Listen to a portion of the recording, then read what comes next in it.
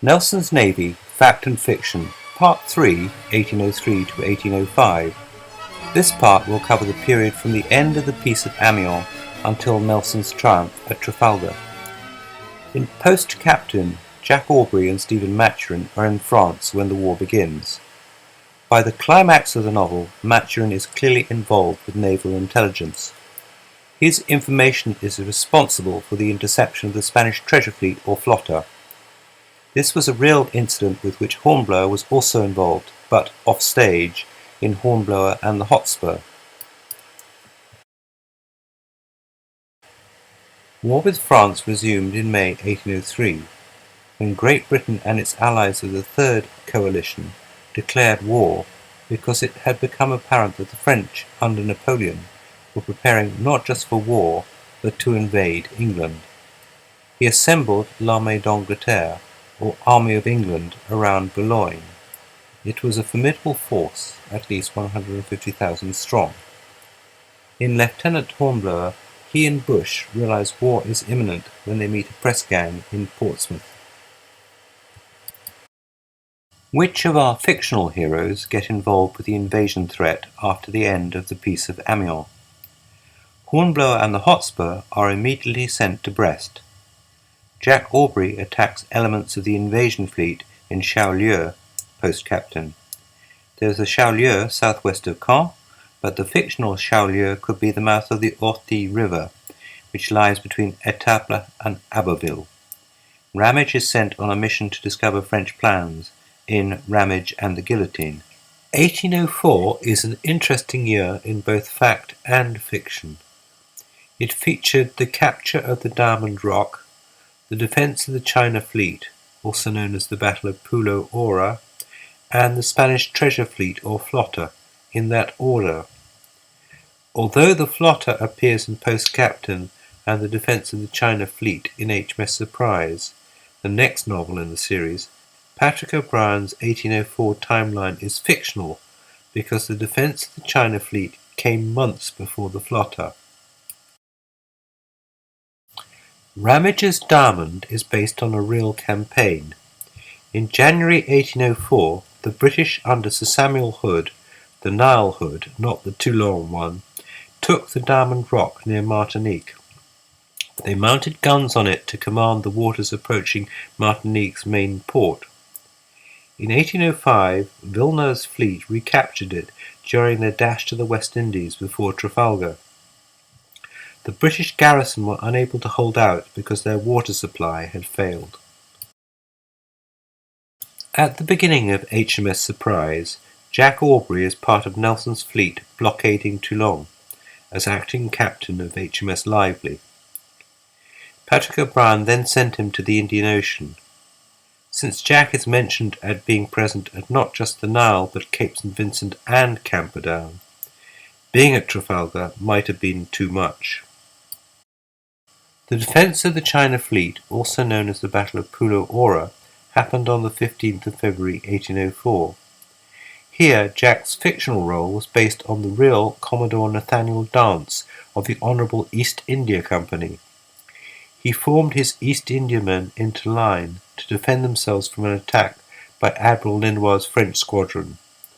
This was Marengo 74, 2 frigates, a corvette and a brig as described in HMS Surprise, except for the fact there was no Royal Navy involvement at all. This was because the outbreak of war had delayed dispatch of an escort. Commodore Dance not only formed his largest ships into a line of battle, but they also hoisted blue ensigns. The deception was helped by Linois' faulty intelligence.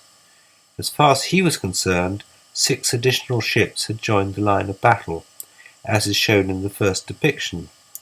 The French squadron is on the right.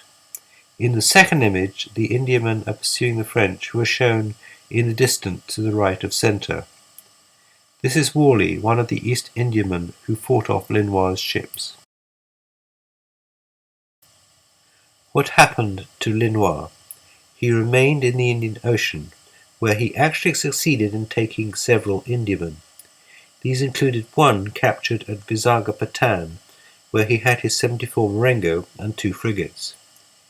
Here in September 1804, he was opposed by a Royal Navy warship, Centurion 50. It was another instance of a fourth rate versus a third rate, like Leander versus Genereux and Leopard versus Vaxham Head in Desolation Island. This time Linois was deterred by Centurion's determined defence, shoal waters, and the fire of coastal batteries. Finally, in 1806, Linois was returning to France with Marengo and Bellepoule when he was intercepted by a British squadron.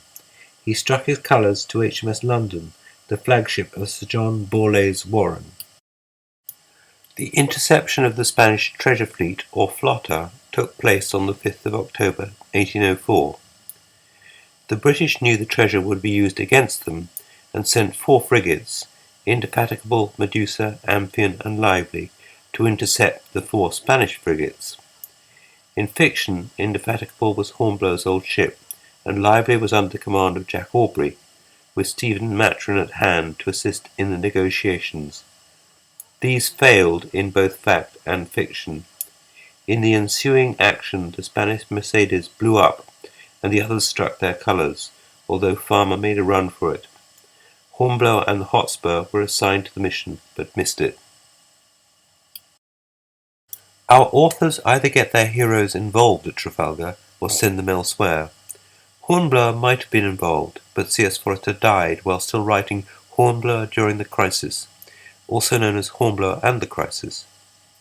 The Battle of Trafalgar is over a year after Jack Aubrey is sent on a mission to the Indian Ocean. Here are some Trafalgar titles. Note that even Sharp gets in on the action. Despite l'Armée d'Angleterre, the Royal Navy was strong enough that the First Lord of the Admiralty, John Jervis, Earl of St. Vincent, was able to reassure the House of Lords, "I do not say, my lords, that the French will not come. I say only they will not come by sea." It is a popular misconception that Trafalgar ended the threat of invasion, despite the opinion of Alfred Mahon. That ship had already sailed, or, to be precise, that army had already marched. On the 16th of August 1805, Napoleon's Armée d'Angleterre marched east from Boulogne as the Grande Armée, more than 2 months before Trafalgar. Napoleon ordered the French and Spanish combined fleet to sail towards Naples to support operations against Austria. Trafalgar immortalized Nelson. In Hornblower and the Atropos, Hornblower is responsible for the riverine part of Nelson's funeral procession. Nelson continued to be admired as England's sailor hero throughout the 19th century. The first biography of Nelson was published in 1813. There have been over 100 since. Trafalgar Day was celebrated throughout the British Empire until 1918. The toast drunk on Trafalgar Day is to the immortal memory. Nelson's column has towered over Trafalgar Square since 1843. Nelson's Navy, Fact and Fiction, will continue in Part 4. This will cover the rest of the Napoleonic Wars from 1806 onwards, including the War of 1812. Thank you for watching.